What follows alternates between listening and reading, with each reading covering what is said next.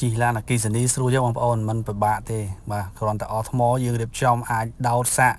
នៅផ្ទះក៏បាននៅកន្លែងធ្វើការក៏បានឲ្យតែមានឆ្នាំងសាកចល័តនេះមួយបាទគឺងាយស្រួលមែនទែនហើយបញ្ជាក់ជូនបងប្អូនដែរសម្រាប់ឡានអគ្គិសនីខាងក្រុមហ៊ុនឡាន Chevrolet យើងមានទាំងប្រភេទអគ្គិសនីសុទ្ធនិងប្រភេទ plug-in hybrid ចំពោះការសាកថ្មគឺរបៀបសាកដូចគ្នាទេបងប្អូនអញ្ចឹងយើងមានរុនដូច3ណាយើងអាចដោតសាកបាននៅផ្ទះហើយមិនមានអីពិបាកទេបាទដូចខ្ញុំបង្ហាញជូនអញ្ចឹងគាត់តែមានតែដូចនេះយើងដកមកដើម្បីដោតចូលទៅគឺសាកថ្មដូចជាការស្រាច់អញ្ចឹងយើងដាក់ចោលទៅបងប្អូនបាទអង្គុយលេងបាទបើសិនជាយើងសាក់នៅស្ថានីយ៍ fast charge ក៏បានតែបើសិនជាបងប្អូនយើង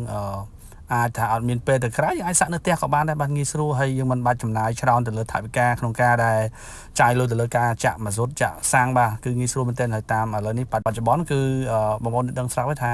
ប្រេងសាំងគឺកំពុងតែហក់ឡើងតម្លៃហើយការប្រែប្រួលវាមិនទៀងទាត់ទេអញ្ចឹងបើសិនជាបងប្អូនបាទចង់បានឡានដែលសំចៃប្រភេទអគ្គិសនីបងប្អូនអាចធ្វើការពិចារណាជាមួយនឹង model Chevrolet Captiva បាទទាំង EV ទាំង PHEV និង Spark EUV